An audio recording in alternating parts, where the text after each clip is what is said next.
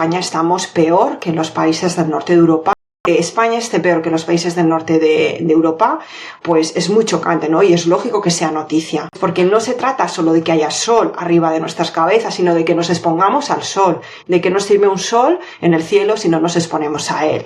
Vivimos en cajas, trabajamos en cajas, nos formamos, nos educamos, crecemos en cajas, escolarmente, universidades, incluso las actividades extraescolares se realizan en cajas, ¿no? Pabellones deportivos, academias, y vamos en cajas también de 4 ruedas, en coches, o en tranvía, o en metro, en autobús.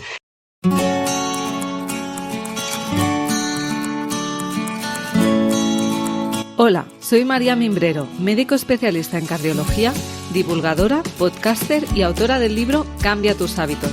Por mi profesión veo en el día a día enfermedades graves que son prevenibles con un buen estilo de vida. Por eso quiero ayudarte a cambiar de hábitos, para que mejores tu alimentación, tu salud mental y tu estado físico. Así lograrás sentirte sano, fuerte y feliz.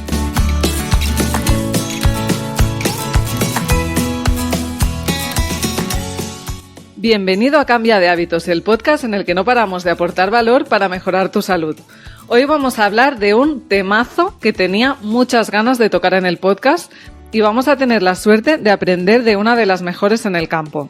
Hablaremos de la vitamina D, un tema apasionante del que sabemos demasiado poco y además probablemente estemos equivocados.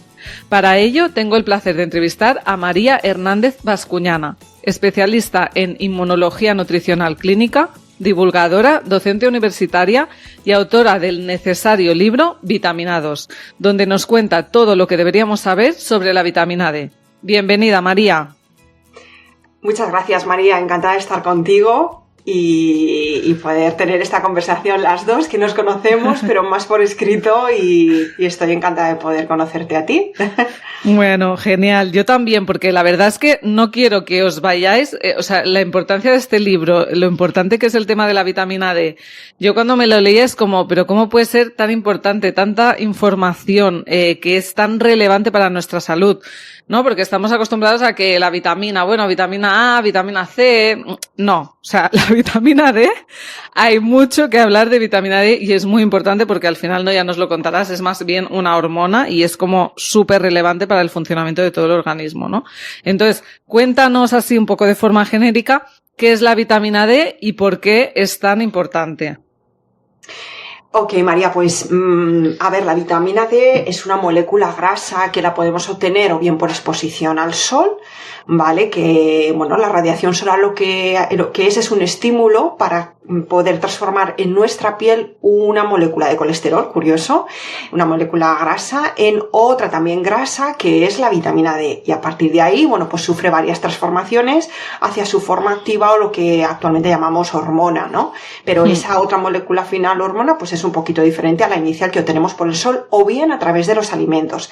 De ahí que originalmente se clasificase como una vitamina, ¿vale? De hecho, también es verdad que hay poblaciones que no pueden obtenerla del sol de ninguna manera por el clima, porque la radiación es muy bajita, el caso de los esquimales, por ejemplo, y su única fuente son los alimentos, ¿de acuerdo? Entonces, bueno, pues esta molécula grasa es tan importante porque es totalmente necesaria para un buen funcionamiento orgánico y de los diferentes sistemas de nuestro organismo. No solo el músculo esquelético, que ya conocíamos desde el siglo pasado, y se estudió en ese paradigma, dentro de ese paradigma la vitamina D, pero ahora ya creo que debemos de cambiar. Hay otro paradigma diferente, la inmunidad, el sistema inmunitario, el sistema endocrino, neurológico, en la propia expresión de nuestros genes también, está en parte determinada por la actuación de la vitamina D.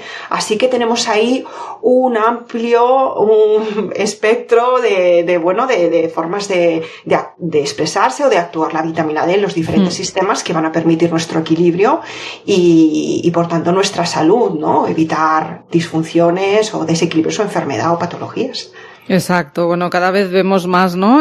Como todo nuestro organismo interacciona tanto entre sí, ¿no? Que a veces creo que la compartimentalización de la medicina, como yo le llamo, ¿no?, en especialidades, ha hecho como que perdamos de vista que el organismo funciona como un todo, y es verdad que todos los sistemas hormonales es que interactúa a nivel de todos los órganos, ¿no? Entonces, ver que esta vitamina D hormona es tan importante a tantos niveles, pues le da esta relevancia, ¿no? Como para que tenga su libro, sus expertos, su asignatura en la carrera casi, o no, o sea, es como súper importante.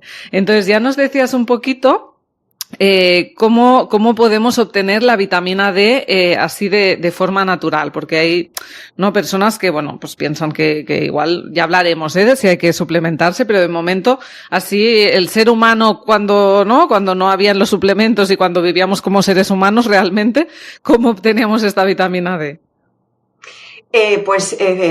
A través del sol, como he comentado.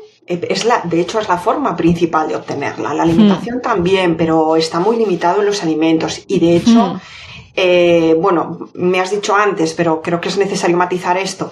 Ahora tenemos más dificultad de obtenerla a través de los alimentos porque el animal original de donde vamos a obtener esa vitamina, si no se ha expuesto previamente al sol, en su estilo de crianza, en el sistema de ganadería, pues no va a tener, le pasa igual que a los humanos, no nos exponemos al sol, no vamos a sintetizar suficiente vitamina D y por tanto nuestros productos o los productos de estos animales alimenticios van a ser carentes o van a tener una merma en su cantidad de vitamina D. Entonces, antiguamente lo podíamos obtener en mucha más cantidad de los huevos, de los lácteos, de los pescados, de los alimentos, pero aún así puede ser un 10 o un 20% respecto a lo que podemos obtener con una exposición al sol un día de trabajo, ¿vale? Trabajando o estando al aire libre algo de tiempo. El problema hoy es que ni trabajamos al aire libre, la mayoría de las personas pues ya tenemos unos trabajos techados y más acomodados y incluso cuando salimos al sol pues nos protegemos como si fuese el mayor riesgo, ¿no? Como una bomba nuclear casi claro. Lo que hay fuera, ¿no? Con el sol. Pero bueno, antiguamente, y no es tan antiguamente, estamos hablando, vamos a ver, en las décadas de los 70 y 80 del siglo pasado se hicieron mediciones séricas en la población en diferentes latitudes, que eso hay que considerarlo, latitudes más cercanas al Ecuador, donde la radiación es superior y por tanto hay más facilidad de síntesis de vitamina D a lo largo de todo el año, y latitudes más alejadas al Ecuador. Y en todas ellas se encontraron unos niveles en la población que trabaja al aire libre, que está al exterior, pues puede ser 75, 76, más de 50, 90... Es muy curioso, ¿no? En cambio, hoy en día es muy, muy, muy complicado encontrar a alguien que llegue a 40 sin suplementación. Exacto. Es muy complicado. Claro, me gusta por eso explicar este concepto, ¿no? De que si el ser humano nos estamos alejando tanto de lo que es ser humano, pues claro, tenemos que ponernos las pilas en encontrar otras maneras de mantener el cuerpo pues sano, ¿no? Que ya hablaremos, ¿no? Pues si es con suplementación. Entonces, comentemos un poquito esto, ¿no? ¿Cómo estamos de vitamina D en España? Ya que no hay la teoría de que, en España, ¿cuánto sol tenemos, no? Si no tenemos nubes, ¿no? Como en el norte de Europa. Pero ¿cómo estamos en realidad? Porque ¿quién realmente le da un sol de calidad durante todo el año? Pues fíjate, María, justamente esto que me preguntas ha sido noticia hace poco. Se ha publicado que en España estamos peor que en los países del norte de Europa respecto a los niveles séricos de vitamina D. Y claro, ¿cómo es esto posible, no? En el país del sol, ¿cómo puede ser que si la principal fuente es la exposición al sol, tengamos unos niveles tan bajos? Es decir, tenemos está bastante extendido el nivel de insuficiencia o deficiencia de vitamina D. Es bastante generalizado y no solo en la población adulta, también en los niños esto ya es bastante preocupante y a nivel mundial. Pero que España esté peor que los países del norte de Europa, pues es muy chocante, ¿no? Y es lógico que sea noticia. Claro, la pregunta es esa, ¿cómo en el país del sol esto puede ocurrir? Pues porque no se trata solo de que haya sol arriba de nuestras cabezas, sino de que nos expongamos al sol, de que no sirve un sol en el cielo si no nos exponemos a él.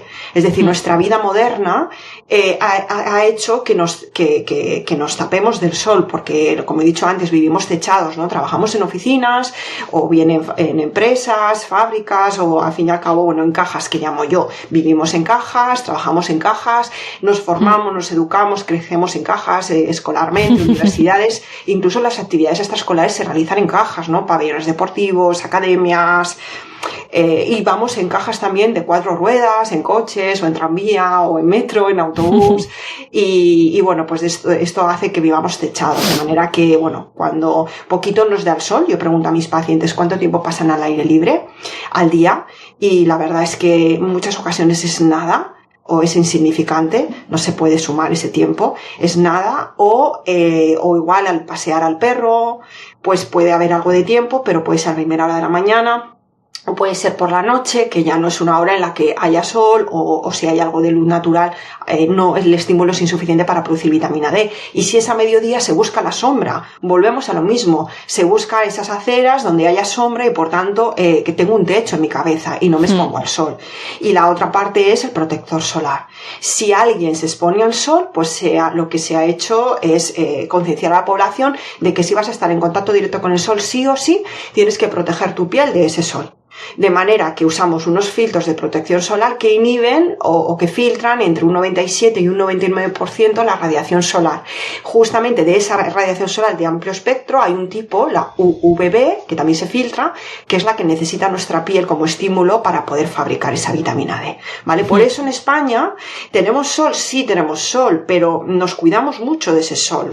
Inconscientemente o conscientemente nos cuidamos de él. Entonces, por nuestro estilo de vida moderno y porque eso, queremos cuidar nuestra piel bien por estética, evitar envejecimiento o miedo al melanoma, al cáncer de piel, que cuidado, es que la vitamina D, una de sus funciones es prevenir del melanoma. Está demostrado que la vitamina D nos cuida de ese cáncer de piel más mortífero, ¿vale? O sea que mejores niveles de vitamina D, mejor pronóstico.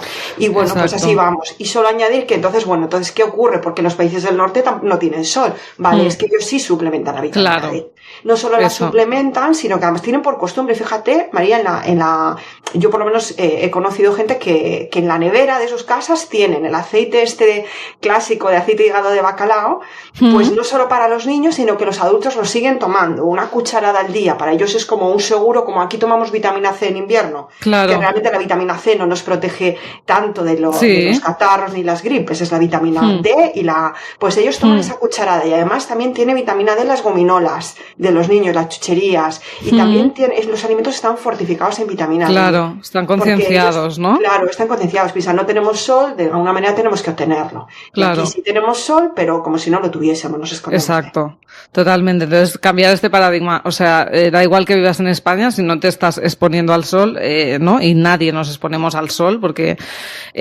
claro, y encima también lo de la fotoprotección, ¿no? Todo esto que también hay que, o sea, realmente sí que debemos exponernos, ¿no? Un poquito al sol. También asumir que no vamos a llegar a los niveles, ¿no? Probablemente. Pero si quisiéramos hacerlo, si quisiéramos obtener los niveles mínimos así de vitamina D por el sol, ¿cuánto deberíamos exponernos de forma diaria y a qué horas más o menos? Vale.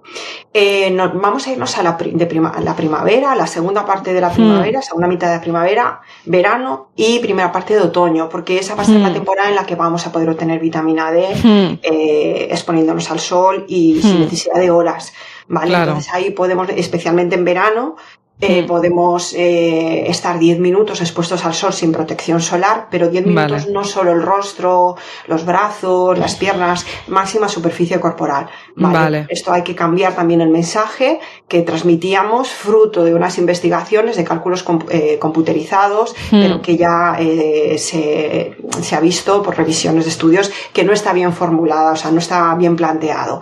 La dinámica de la piel funciona diferente a placas fotovoltaicas y bueno, y hay que evaluarlo de otra manera. Bueno, pues no solo 10 minutos, un poquito en las muñecas o en la cara, como se decía antes, sino máxima superficie corporal y personas que con 10 minutos puede ser suficiente sin protección solar para poder salir de los niveles de insuficiencia, y hay otras personas que necesitarán 20 minutos, 30 o 40. No tiene por qué ser todo en el mismo tramo de piel. vamos a imaginar que estamos tumbaditos o sentados o tumbados en la playa, en la piscina, podemos hacer vuelta y vuelta, ¿no? 10 minutos de un lado y otros 10 minutos de otro lado. Lo que es muy importante transmitir, María, es que tenemos que evitar la quemadura solar. Claro. Es decir, esto es algo muy individual, depende del tipo de piel que tenemos. Pieles más oscuras resisten más al sol, y también es verdad que necesitan más tiempo para obtener vitamina D. Una piel muy morena puede necesitar 2 horas frente a 20 minutos o 10 minutos una piel muy blanquita, ¿vale? Entonces aquí es importante lo que conocemos como en dermatología se habla del DEM o dosis mínima eritematosa, ¿no? Sí. Que puede ser como máximo un DEM, que es el DEM es ese tiempo que cada persona puede necesitar, unos más y otros menos, justamente para empezar a enrojecer un poquito la piel, pero sin llegar a quemarse, ¿vale? Entonces tenemos que conocer nuestra piel y darnos cuenta de esos mensajes que nos transmite, si nos pica un poco, si la vamos a sentir tirante, o si se pone rosácea, o si empieza a enrojecerse. Nos hemos pasado de tiempo, tenemos que justo parar un poquito antes, ¿de acuerdo? Entonces, bueno, con ese tiempo, máxima superficie corporal, podemos conseguir salir de la insuficiencia. Vale. Y una buena noticia, María, bueno, esto hablamos de verano. En primavera y otoño necesitaremos un poquito más de tiempo, porque la radiación solar va bajando, entonces necesitamos extender el tiempo. En invierno ya va a ser muy complicado, pero tenemos que continuar con esa exposición, pues para preparar nuestra piel, preparar su tolerancia para la primavera, para formar el callo solar que se llama, ¿vale? Para que luego no exista esa exposición brusca que te lleva a la quemadura solar. Justamente tener una piel preparada, y si algo se puede sintetizar por poquito que sea, pues fenomenal y bienvenido sea, ¿vale? Y un dato curioso, últimamente lo menciono mucho porque es verdad que es muy difícil encontrarlo hoy en día en la sociedad, pero lo voy a mencionar. Un chico de 45 años me contactó porque a primeros de noviembre del 2022 se hizo una analítica de vitamina D y le salió 76, creo recordar, ¿vale? 75 o 76 nanogramos por mililitros. Es una cantidad buenísima, ¿no? Sin suplementación, solo llevando a la práctica las recomendaciones tras leerse mi libro, Vitaminados, los puso en práctica y bueno, pues diariamente se expone al sol, hace deporte al aire libre, se le ve en la piel, que tiene una piel más bronceada, y bueno, la alimentación también es muy importante. No solo por la vitamina D, sino por otros nutrientes que quizás hablemos ahora, ¿no, María? Sí. Entonces, bueno, pues llama la atención que una persona con 45 años llegue a esos niveles a primeros de noviembre. No estamos hablando de septiembre, tras terminar agosto. Estamos hablando de terminar octubre, que ya hay un cambio importante solar y bueno, pues esto es muy significativo. Y hay que considerar también que la edad influye. La edad influye porque a partir de los 35 años empieza a haber una merma en la síntesis de vitamina D, aunque nos expongamos al sol. A los 50 años esa merma se acentúa más, se reduce cerca de un 50% en nuestra capacidad de síntesis. Y a los 70, pues un 75% aproximadamente. Entonces hablamos de un hombre de 45 años que sí consiguió niveles de 75, que era lo que décadas atrás podíamos ver en personas que todos los días pues salían al aire libre o Exacto. al aire libre. O sea que se puede conseguir, es complicado fuera del verano, pero todavía hay personas que lo consiguen. Vale. Exacto, bueno, tiene que adecuarse un poco al estilo de vida. Yo creo que cada persona tiene que ver, ¿no? En su estilo de vida qué es lo que puede hacer para mejorar estos niveles, ¿no? Y si no, pues suplementarse, que es lo que vamos a hablar. Primero, ya que has hablado de valores, de datos, de insuficiencia, deficiencia y suficiencia, me gustaría que nos comentaras un poco los rangos. Creo que es muy importante y que la gente pues se lo debería apuntar, y que estaría bien que en atención primaria se midieran los niveles de vitamina D de la población y ver qué tenemos que hacer al respecto, ¿no? Coméntanos un poco los números, los valores. Sí, vale, voy a mencionar la clasificación que generalmente se está usando, pero hay que tener en cuenta que dependiendo del laboratorio usará unas referencias u otras, ¿de acuerdo? Entonces esto puede variar. Lo más utilizado, más considerado es a partir de 30 nanogramos por mililitro, hablamos de suficiencia. También mucho cuidado porque a veces es raro en España, pero puede ocurrir que aparezca en forma de nanomol, o sea, la unidad sea nanomoles y no nanogramos. Entonces cambia el valor, ¿vale? Pero vamos a utilizar o sea, voy a hablar del más utilizado, que son los nanogramos. Entonces tenemos a partir de 30 niveles de suficiencia. Eso sí, es importante detallar que es una suficiencia mínima, residual. ¿vale? ¿Por qué me voy a conformar con el mínimo? Es como los niveles de hierro. Me conformo con tener el mínimo, que si bajo ya un punto ya estoy con niveles bajos, es absurdo, ¿no? Pero bueno, con niveles de 30 podríamos considerar esa cantidad, esa suficiencia mínima residual que muchos autores, investigadores están defendiendo que se suba a 40 ese mínimo de suficiencia, y que 30 sea considerado insuficiencia. En cambio hay otros que dicen que con 20 ya sobra, y hay laboratorios que ponen la suficiencia en 20. Pero esto según la mayoría, bueno, sí, cada vez va aumentando más. Vale. Así que hay algo contra la vitamina D y esto es pasado al paradigma de la salud ósea exclusivamente. Exacto. Y aún solo me fijo en la salud ósea y no en la inmunidad, que a nivel inmunitario lo que se encuentra es que 50 y 60 es lo que más impacta como beneficio de la inmunidad y no 20 ni 30, ¿vale? Pero si me voy solo al sistema óseo, yo me encuentro muchísimos pacientes que ni con 30 tienen una buena salud ósea y no hace falta tener una osteoporosis diagnosticada. Claro. Y es más, es que tampoco se realizan pruebas así como así para saberlo. Basta con mirar la paratormona PTH para darte cuenta que no hay un buen nivel sérico de vitamina D ni de calcio y está poniendo en riesgo su salud ósea. Pero bueno, no vamos a entrar tan al detalle en esto por ahora. Entonces, volvemos a centrarnos. 30, suficiencia, aunque sea mínima, ¿vale? Luego, 20, si vamos bajando de 30, entramos en niveles de insuficiencia. Vale. Hasta 20 se suele considerar eso, insuficiencia, y por debajo de 20, deficiencia.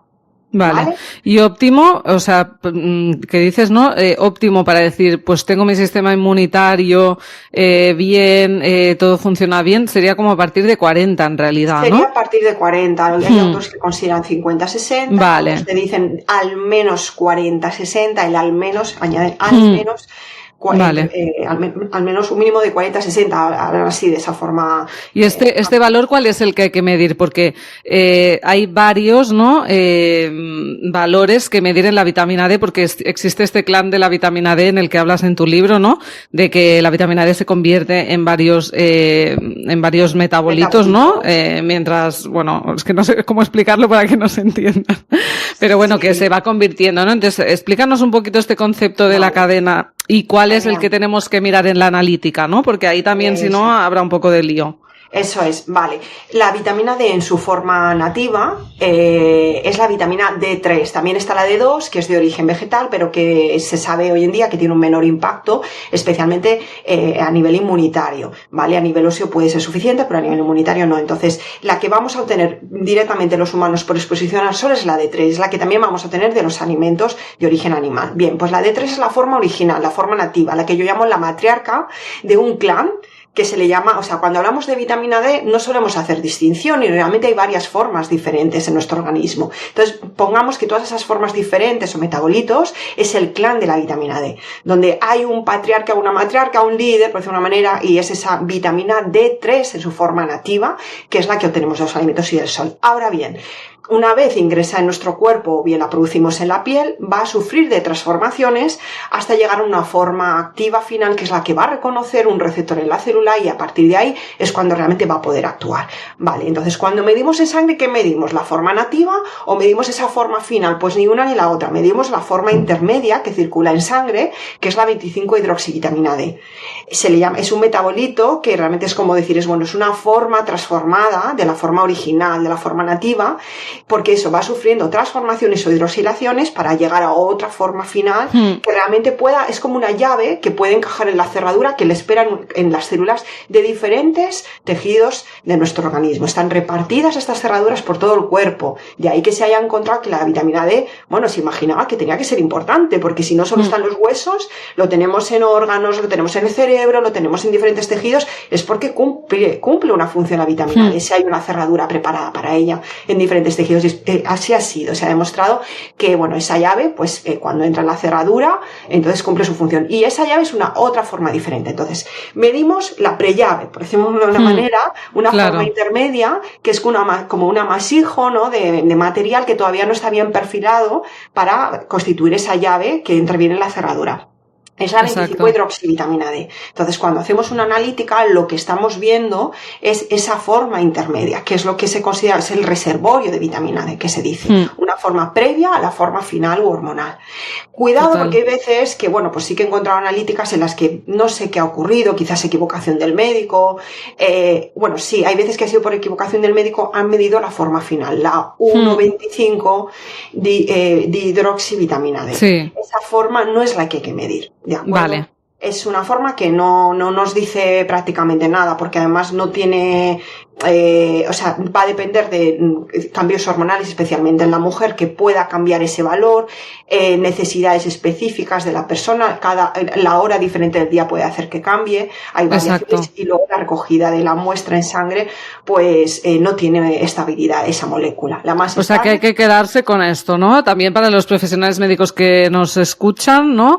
Hay que pedir la 25 dihidroxi.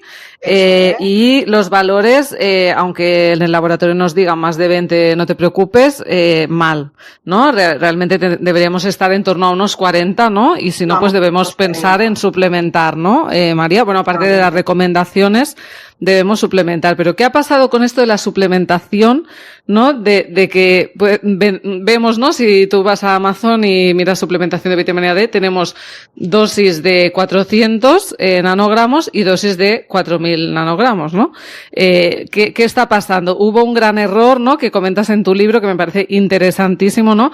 Explícanos este gran error que llevó al mundo a pensar que necesitábamos unas dosis de vitamina D muchísimo menores de lo que realmente necesitamos.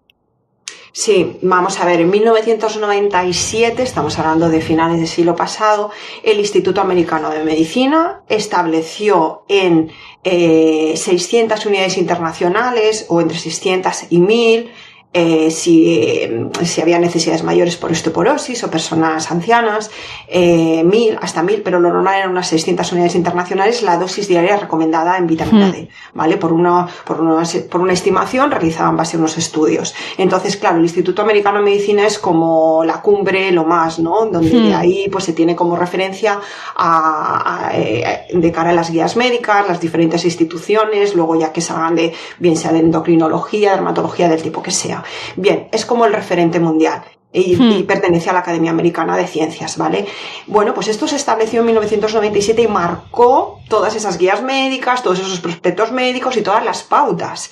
Pero claro, esto no cuadraba con la investigación, o sea, no cuadraba para nada con investigaciones que se iban realizando con mayor cantidad. Aquellos investigadores que se atrevían, porque también esta institución estableció en 2.000 unidades internacionales la cantidad máxima admisible. Es decir, más de 2.000 era inadmisible. ¿Por qué? Porque se consideraba que te ponía en riesgo, daba lugar a intoxicación y de ahí pues los daños que se puedan generar, aunque no llegues a la muerte o incluso podría llegar a un caso a la muerte, especialmente bebés, ¿no? Más que adultos. Bueno, entonces, claro, si tú piensas 600 solo unidades internacionales que lo puedes obtener por un pescado, solo, y 2.000 máximo, porque si no te intoxicas, bueno, pues empezaban a encontrar que con 2.000 no había ningún riesgo de toxicidad, incluso mejoraban bastantes cosas en los estudios, aunque no era concluyente, pero sí que apuntaba a resultados bastante interesantes. Entonces hubo un atrevimiento de subir un poco más, 4.000, pues encontraban mejores resultados, el impacto era mayor, ¿no? Bueno, finalmente, en el 2014 se publicó en la revista científica Nutrients por parte de un equipo de investigación perteneciente a una universidad, ¿vale? No había detrás ninguna empresa, ni ningún patrocinio, ni ningún interés. Era un equipo independiente de una universidad, creo que canadiense. Bueno, pues publicó que habían encontrado que esos valores eran erróneos, puesto que había habido un error en la estimación, un error por cálculo estadístico. Y que las recomendaciones de 600 unidades internacionales al día a 1.000 correspondían solo a una décima parte de lo que debiera ser. Es decir, debieran ser entre 6.000 y 10.000 unidades internacionales al día. De hecho, concretamente se encontró, bueno, a ver que recuerde de memoria, creo que eran 8.900 y algo la recomendación diaria, o sea, la media 8.900, 9.000 prácticamente, ¿vale? Pero aquí también, pues hay personas que tienen más peso, menos peso. Sí, pero bueno, en general, que una décima, o sea, nos habían dicho una décima parte de lo que realmente necesitábamos y habíamos estado moviéndonos en eso, ¿no? O sea, qué fuerte. Tengo que advertir, o sea, tengo quisiera comentar que en el 2015, un año después, se vuelve a hacer otra publicación porque otro equipo de otra universidad, de otro país, verifica los datos del anterior, que eso está bien, ¿no? O sea, que lo comprueben y lo repliquen y lo advierten de que si no se modifica, si no se da a conocer este resultado y no se modifican las guías, la población está en riesgo. Exacto. Bueno, pues estamos en el 2023 y los prospectos de fármaco o vitamina D3 nativa o formas diferentes farmacológicas siguen poniendo que la recomendación diaria, especialmente de la vitamina D3, son de 600 unidades internacionales a 1000. No se ha cambiado y eso también a nivel médico pues no se ha cambiado, no se conoce y se siguen manejando esas otras cifras que son realmente insignificantes y que, claro, por más que suplementes no vas a sacar a una persona de la insuficiencia vitamina D. Exacto. Entonces, por eso, yo creo también tu pasión, ¿no? Por intentar transmitir esta información tan importante, ¿no? Que tenemos datos, ¿no? Tenemos datos científicos y también tenemos datos de que la población está en un mal estado de salud y que sabemos que es multifactorial, pero que una parte importante puede ser este déficit de vitamina D que ya está demostrado, ¿no? Entonces, ¿qué hacemos? Una vez sabemos que casi la mayoría vamos a estar yo por ejemplo estoy en 25 nanogramos, mi madre me envió una analítica que también está rayando el 20, ¿no? Y tiene 60 años y dolores articulares y inflamación, ¿no? Entonces, ¿qué hacemos? Sabemos que tenemos esta deficiencia y que es difícil que lo obtengamos por el sol, aunque lo intentemos por nuestro estilo de vida. ¿Qué deberíamos tomar? Porque claro, también hablas de un concepto muy interesante, ¿no? Que es que la mayoría de médicos, o está muy extendida la práctica médica, que con todo nuestro amor y nuestro intento de hacer las cosas lo mejor posible, ¿no? Damos mucho el hidroferol, ¿no? Se prescribe masivamente. Realmente puede que no sea la mejor forma y además combinado con calcio, que sé que tampoco te gusta. Entonces, coméntanos cómo debería ser y por qué el hidroferol no y qué dosis así a nivel general, aunque sé que habría que adecuarlo a cada persona, pero creo que la gente se lleve un mensaje un poco general. Ok, vamos a ver, porque aquí hay muchas cosas en orden. Bueno, lo primero, de verdad, incidir en que si nos exponemos al sol, todo cambia. De verdad que podemos, en verano especialmente, conseguir sin ninguna suplementación niveles de 40 y 50. Ya sí que es verdad que igual nuestras madres ya no, o los abuelos, pues porque les va a costar muchísimo la síntesis. Y además tenemos otro problema que no menciono, que es la contaminación atmosférica, que reduce el 50% la radiación que nos llega necesaria. Vale, no lo he mencionado y es importante. Entonces, cada vez nos va a costar más con respecto al siglo pasado. Pero si no podemos exponernos al sol por la circunstancia que sea, por nuestro estilo de vida, por riesgos, por fotosensibilidad, o por edad, que no es realmente efectivo, podemos recurrir a la suplementación. ¿Qué cantidades de vitamina? Yo voy a hablar de vitamina D3, porque el hidroferol, como tú has dicho, María, es otra cosa. No es vitamina D3, ya lo explico, ¿vale? Entonces, la forma nativa, la matriarca de todo ese clan, a partir de la cual surgen otros metabolitos bajo su paraguas, ¿vale? La que inicia todas esas rutas metabólicas es la vitamina D3. Entonces, ¿cómo podemos obtener esa D3 de un suplemento, de un concentrado? ¿En qué cantidad? Bueno, pues como esto hay que individualizarlo y también sobre todo hay que mirar la clínica del paciente y hacer una valoración nutricional de conjunto, porque no es solo tan importante dar vitamina D3. Por ejemplo, el magnesio es igual de importante para que se pueda metabolizar la vitamina D3. Y vamos muy mal de magnesio en la sociedad. Entonces, me voy a ir a una cantidad que es bastante cautelosa, que segura, es segura, ¿no? Para todo el mundo, para toda persona adulta, inclusive hasta para niños. Explicaré ahora que es me voy a la dosis de 4.000. 4.000 unidades internacionales es una dosis que si existiese algún riesgo, me voy a ir porque si existe algún riesgo en la clínica, por ejemplo, un hiperparatiroidismo primario, que no tiene nada que ver con la vitamina D y que puede causar hipercalcemia. Entonces, si añades vitamina D, que la vitamina D lo que hace es facilitar la absorción del calcio, podríamos estar complicando ese aumento de calcio en sangre. Bueno, pues 4.000 unidades internacionales hemos observado que no llevan a perjuicio, no va a agravar esa situación, ¿vale? Y va a tener más pros que contras. Pues para cualquier persona es una dosis que le va a sacar, probablemente le saque de la insuficiencia. Si tiene de partida una deficiencia muy agravada de niveles de 12, 10, a lo mejor no llega a la suficiencia. Esto también tengo que decirlo, a lo mejor llega a 25, pero lo normal es que la mayoría de personas adultas sí que alcancen los niveles de 30 y algunas pueden alcanzar hasta los 40 o 40 y poco, ¿vale? También dependerá si la persona es obesa, no lo va a conseguir casi seguro, porque la grasa corporal lo que hace es secuestrar, atrapa y secuestra la vitamina D3, impidiendo que se transforme en sus metabolitos, que siga su ruta metabólica y que forme ese clan necesario, ¿vale? Para que sea útil la vitamina D. Pero bueno, esto ya son casos de... Claro, pero en general... No, alguna patología, 4.000 sería muy poquito. Pero en general, sí, 4.000. Yo estoy tomando lo que bueno, me ha pillado en el último trimestre de mi embarazo y he estado leyendo lo importante que es para la inmunidad del bebé y para, ¿no?, evitar problemas futuros a nivel de, bueno, de atopias y todo esto. Y estoy tomando esta dosis de 4.000 porque estaba en 25, ya te digo. O sea que... Pues muy bien, de hecho voy a aprovechar para decir que para las madres gestantes los estudios han indicado que la dosis de 4.000 es totalmente segura para la mamá y para el feto, ¿vale? O sea que ningún miedo, ni siquiera durante la gestación a dosis de 4.000 para nada, pero tiene que ser D3, nunca el hidroferol, porque el hidroferol es otra cosa y aparte tiene una potencia hasta 5 veces mayor. Y nos podemos confundir con las unidades internacionales, siempre que quede claro que hablamos de vitamina D3 de la forma nativa original. Exacto. ¿Vale? Y además es que no tiene una respuesta hipercalcemiante tan brusca como lo tiene el hidroferol, que por eso ahora hablamos de ello, y no va a poner en riesgo al bebé, al feto, ¿vale? Exacto. Entonces, 4.000 es una dosis totalmente segura durante la gestación que va a proteger a la mamá, inclusive de complicaciones durante el embarazo, riesgo de preeclampsia, de aborto en el primer trimestre y complicaciones que pueden aparecer durante la gestación. Y luego también va a proteger a ese neonato, a ese bebé, de dermatitis atópica, desarrollo de alergias, de bronquiolitis, asma, o sea que sibilancias, alergias, peor desarrollo mental, motor, o sea, todo esto está estudiado y está detallado en mi libro para quien quiera, pues igual, oye, no podemos estar leyendo literatura científica a diario, pues lo he recogido en mi libro y para todo el mundo, no solo profesionales sanitarios, que se pueda entender, ¿vale? Entonces 4.000 es una dosis más que segura para la mamá y para el feto. Ahora bien, ¿una persona adulta puede tomar más? Pues sí, de hecho, la EFSA, que es la institución o la Agencia Europea de Seguridad Alimentaria, establece 10.000 unidades internacionales como dosis en adultos. Siempre estoy hablando de personas adultas, ¿vale?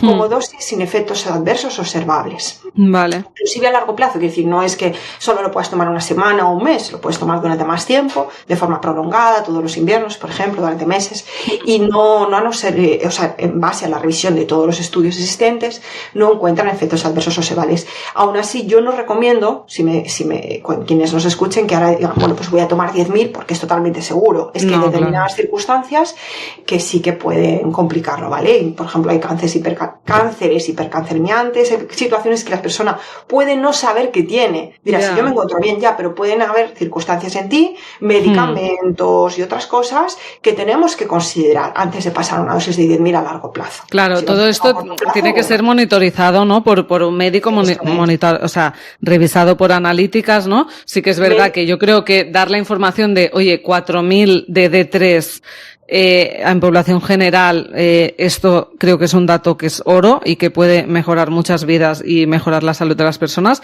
pero sí que con el médico de cabecera se pida esta analítica, ¿no? Con esta 25 de hidroxi y que se monitorice, ¿no? Por ejemplo, yo ahora mi madre, que no le está empezando a tomar esta 4.000 unidades internacionales, una analítica a lo mejor en 3 meses, ¿no? Y ver cómo está, ¿no? Que a lo mejor necesitamos aumentar esa dosis para que llegue a este 40, 50, que ya sería más aceptable y ya puede tener más beneficios, ¿no? Claro, si se está en deficiencia muy bajo, se necesitarían dosis de 10.000, por ejemplo, para salir, y luego se puede mantener 4.000. En niños, si hay una deficiencia fuerte también, que cada vez es más común, en niños a partir de 11 años también se establece dosis segura 4.000 en niños, ¿vale? Porque... Y es lo que, es lo que decías también en el libro, que me ha impactado mucho, que personas que viven como antes, ¿no? Que es lo que hablamos, ¿no? Que si no estamos viviendo como antes, algo tenemos que hacer.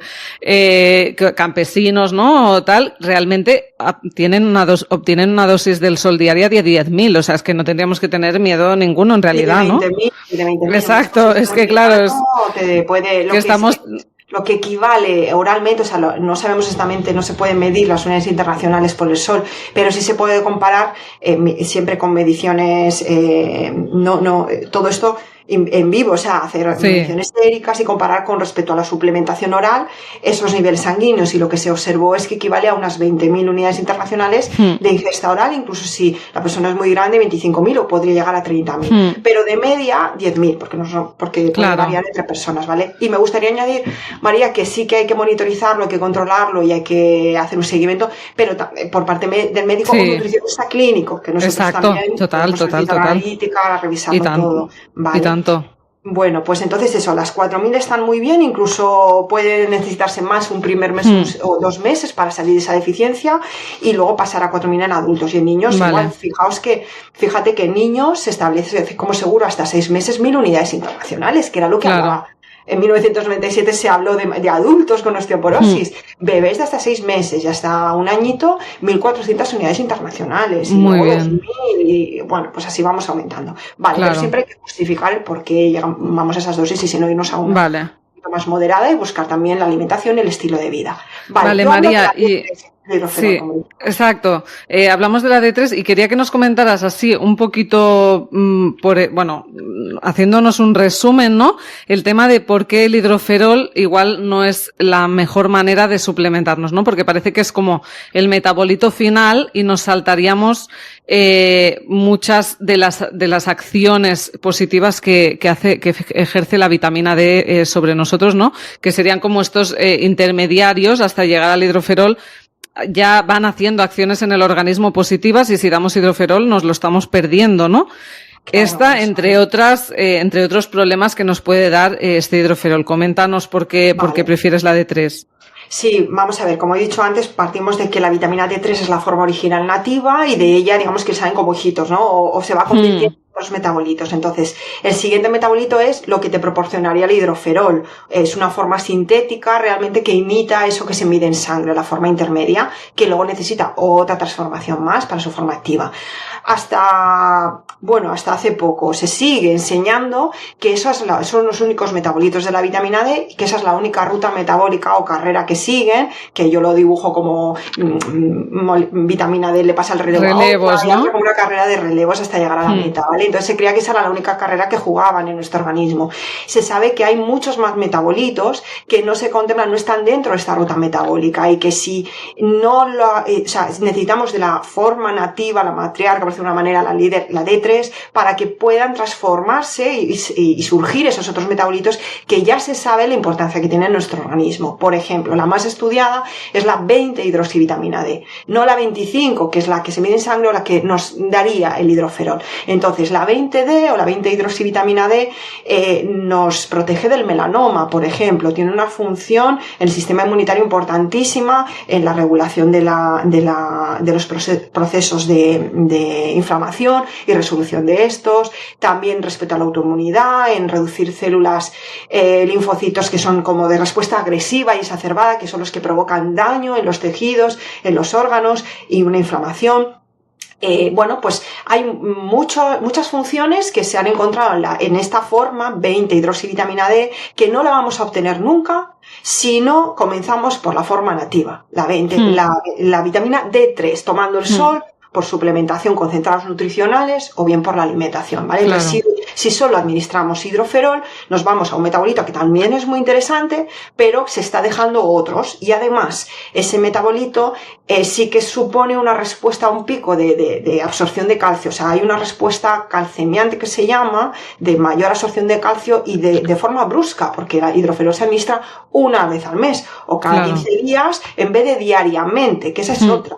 ¿Cómo administrarlo? Debería ser una dosis oral diaria, ¿vale? Por las mañanas, imitando el trabajo al aire libre, como lo recogemos por el sol durante la jornada de la mañana, a través del sol. Pues no, se hacen administraciones, bolos mensuales, donde hay un pico, se observa un pico, subidas y bajadas como una montaña rusa, ¿no? Y ese día de la administración, durante el día siguiente o 2 o 3 días después, vamos a tener, si pudiésemos medir el calcio en sangre, veríamos que tenemos bastante más elevado el calcio en la sangre. Claro, pero no es nunca se hace la medición, ¿no? ahí, la medición se hace mínimo una semana después de su administración. ¿vale? Así que ponemos en riesgo, o sea, vamos a producir picos de calcio que pueden generar calcificaciones en nuestro organismo, en los tejidos blandos, pulmones, arterias, y no necesariamente tiene que aprovecharse a nivel óseo, porque hoy sabemos que necesitamos de la vitamina K2, sí, la K2 que existe, se enseña que la vitamina K, pero resulta que está la K1 y la K2, y la K2 es totalmente necesaria para que realmente ese calcio se pueda fijar en ese nuevo cemento óseo que se va reemplazando, esa renovación del cemento óseo, ¿vale? Entonces la vitamina D activa unas células que permiten que se pueda fijar el calcio, empieza la activación, pero no necesita proseguir y combinarse con la vitamina K2. Sin K2, que la verdad es que tenemos muy poquita hoy en día, en nuestra cultura, en nuestra alimentación, y producimos poquita, sin K2 ese calcio no va a poder fijarse bien en los huesos y va a circular en sangre, produciendo calcificaciones de tejidos, y sabemos por estudios que las sociedades modernas tenemos un calcio coronario muy elevado con respecto a sociedades tradicionales y más antiguas, ¿vale? Entonces eso, el hidroferol, por ejemplo, en una madre gestante, yo entiendo ese miedo que se tiene a administrar vitamina D. Normalmente el ginecólogo te dice, no, esto fuera la gestación, ¿vale? A pesar de los estudios que hablan de lo interesante que es la vitamina D en la gestación. Claro, demos D3, cambiemos el hidroferol por la D3.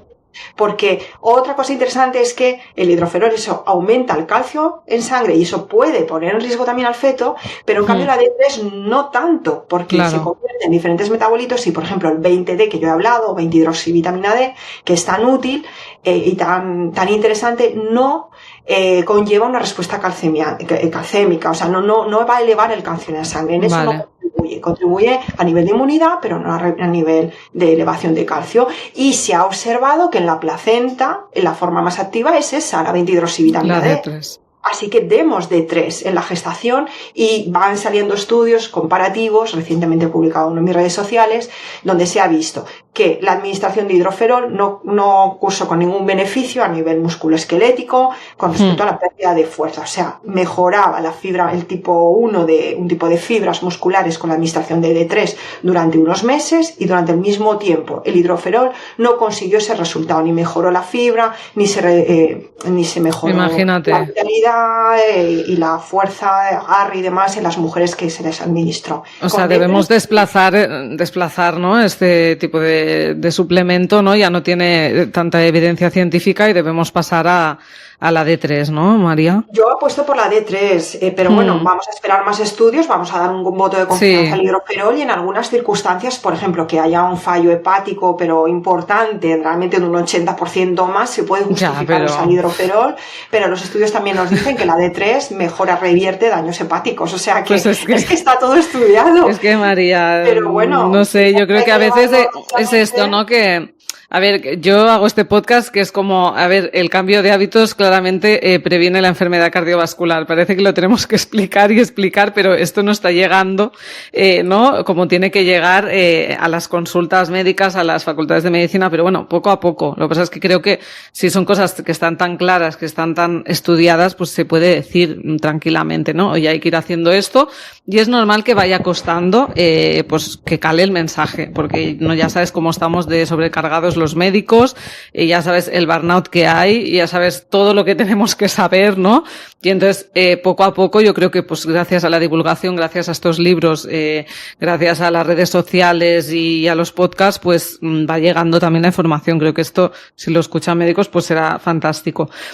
Nos ha faltado por decir, María, dime. Sí, solo matizar a nivel hospitalario, yo lo comprendo, que si quieres una actuación rápida, se administra hidroferol, porque de forma rápida va a subir más rápidamente en la sangre, pero tan pronto se salga de una situación crítica o del hospital, pues justamente nosotros estamos hablando de hábitos. En día a día, en persona general, no estoy hablando no hablamos de pacientes enfermos, estamos hablando de la gente que nos escucha, está sana, entre comillas, ¿no?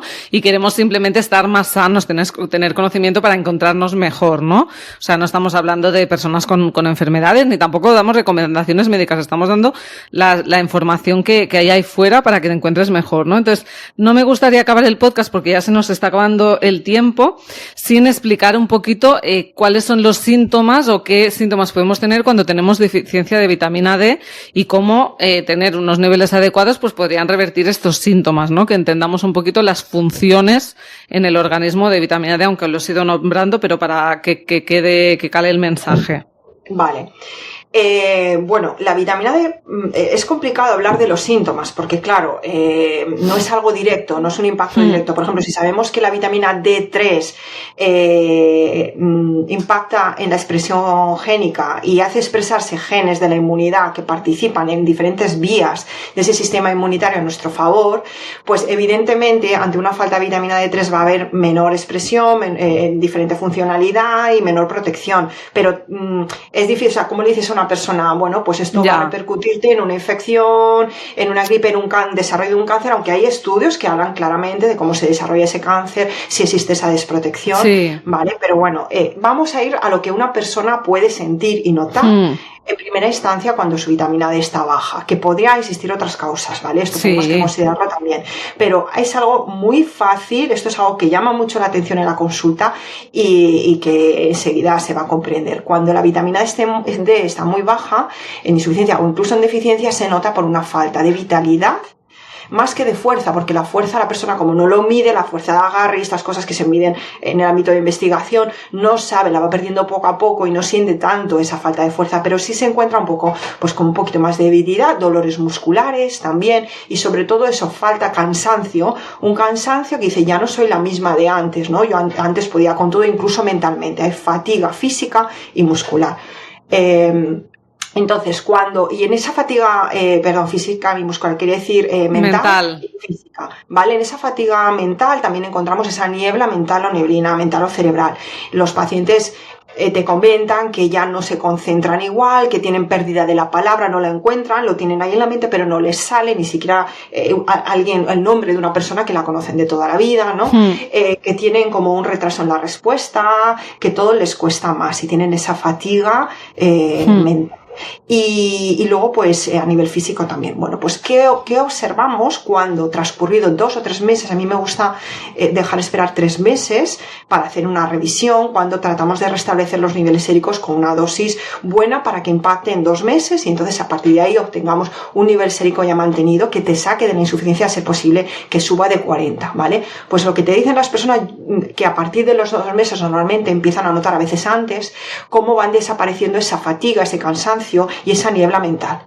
Entonces te dicen que vuelven a ser ellas, que sienten mejor bienestar emocional también, porque impacta también en estados emocionales y de hecho puede agravar estados depresivos o predisponerte a ellos. También está relacionado en la salud mental incluso con esquizofrenia y otros trastornos que se está estudiando, la demencia también, ya se ha encontrado con estudios genéticos la relación de la deficiencia de vitamina 3 con el desarrollo de la demencia. Así que bueno, pues eso es algo, lo primero que deberíamos de considerar. Hemos normalizado que como nos vamos haciendo mayores, pues estamos cansados, ¿no? Ya no tenemos 20 años y que bueno, es normal, ¿no? Y cuántos pacientes me dicen, es que voy al médico y me dice, señora, ¿qué quiere? O señor, ¿qué quiere? Si usted ya tiene 50, 60, 70, lo que sea, como que todo entra en el saco de la edad. Bien, pues esto se puede revertir y creo que ganamos muchísimo en calidad de vida. Luego, otras cosas que van revirtiéndose, pacientes que te hablan de que su dermatitis seborreica ha desaparecido, llevaban años y años sufriéndolo con todo tipo de lociones, con corticoides de uso tópico, o sea, es que es impresionante. También vemos celiaquías refractarias, que son esas que aunque se ha excluido el gluten de la alimentación de forma totalmente estricta, cuidadosamente, sin contaminación, el daño epitelial continúa y permanece y no se sabe por qué, y vemos como tras un año de administración de vitamina D en una dosis adecuada, pasando a niveles séricos de más de 40, eso desaparece completamente, ese daño epitelial, incluso en casos en los que ocupa todo, o sea, máxima superficie y mayor daño, ¿vale? Podemos encontrar que desaparecen dolores articulares, fibromialgias, por ejemplo, ¿vale? Y bueno, pues ahí es que podemos meter cantidad de síntomas. Algo muy común también, por irnos a cosas más del día a día y no tanto a la parte clínica, el dolor menstrual y síndrome premenstrual de las mujeres en edad fértil, que a mí siempre me gusta preguntar porque para mí es un indicador de evolución, si sufre de esto y cómo se manifiesta, que me cuenten todos los detalles. Bueno, pues encuentras que pasado esos 3 meses, muchas de las chicas te mencionan que o ya no lo tienen o lo tienen en un nivel inferior, hasta el punto que han tenido que dejar la medicación, o sea, ya no tienen que tomar los antiinflamatorios o analgésicos que tomaban, migrañas, en forma de migrañas, dolores y pinchazos en el pecho, en el abdomen, de tantas formas de manifestarse. Eso ya dice mucho, y hay estudios, además, que lo avalan, ¿no? En chicas, se han hecho chicas jóvenes con unas dosis que puede equivaler a 4.000 y 5.000 al día. Al transcurrir unas 8 semanas o 2 meses, cómo mejora y desaparece ese síndrome premenstrual y mejora. Es que esto se entiende muy bien, ¿no, María? Yo para ya como terminar, ¿no? Es como si al ser humano, como estamos amputando partes de nuestra vida, ¿no? Como, bueno, pues ahora ya sol, pues no, igual que los alimentos, ¿no? Pues ahora consumes ultraprocesados en vez de consumir los alimentos que estamos diseñados para recibir, ¿no? Pues ahora sentado en una silla todo el día porque ahora ya no necesitas hacer ejercicio. Cuando nos vamos amputando estas partes tan importantes, ¿no? Del ser humano, pues vemos que realmente estamos sufriendo las consecuencias, ¿no? Ya no solo la salud, ¿no? De que te va a llevar al hospital, pero que no nos encontramos bien, ¿no?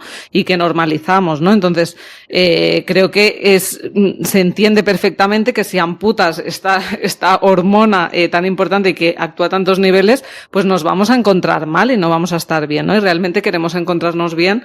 Por lo tanto, dar este mensaje de la importancia de suplementarnos, la importancia de tener esta conciencia de volver un poquito al sol en la medida de lo que podamos. No nos ha dado tiempo de tocar el tema de la alimentación, pero bueno, no se puede hablar de todo porque aquí hay un libro de muchísimas páginas y tenéis toda la información en el libro, que también hay información súper valiosa pues de los otros nutrientes que necesitamos, ¿no? Acompañar para poder mejorar esta absorción y esta función de la vitamina D. Y nada, pues con esto nos despedimos. Dinos unas palabras así para terminar y ya nos despedimos, María. Bueno, pues para terminar os animo a que toméis el sol. De verdad, ya no es tanto ponerme a tomar el sol, el concepto de playa, sino que no os enemistéis con el sol, de verdad. Volver a esa amistad con la naturaleza, realmente yo creo que es lo que tendríamos que hacer, porque la naturaleza nos permite tener esa combinación entre sol y sombra sin que nos agreda tanto el sol, ¿no? Los árboles nos dan sombra y dejan también que pase el sol. Entonces buscar entornos que sean agradables y que vayamos más al exterior, caminemos, hagamos ejercicio, hagamos vida al exterior, que ya lo estamos perdiendo hasta en la infancia. Es muy triste esto, ¿vale? Entonces recuperar esos momentos de estar en la naturaleza y que nos dé un poquito el sol, que además es muy agradable, yo creo, el roce del sol en nuestra piel, y que más allá de la vitamina D sintetizamos otras moléculas de bienestar emocional que nos ayudan a nivel cardiovascular, así que no perdamos ese contacto con el sol, con cuidado evidentemente, siempre todo en equilibrio. Así que bueno, esa sería mi recomendación. Exacto, pues me parece maravillosa esta recomendación porque yo también siempre reclamo esta reconexión con la naturaleza, ¿no? Con lo que somos, con que salgamos, ¿no? Y a veces vas por la naturaleza, yo qué sé, yo vivo en un pueblo muy cerca de la naturaleza y hay muy poca gente paseando, con toda la gente que vive en el pueblo, ¿no? Y es como, jolín, o sea, que a mí me gusta estar sola, pero pienso, qué pena, ¿no? O sea, reconectar una vez más con lo que somos. Pues nada, me ha encantado, creo que hay una información valiosísima y nada, nos despedimos. Un abrazo. Un abrazo, María. Chao.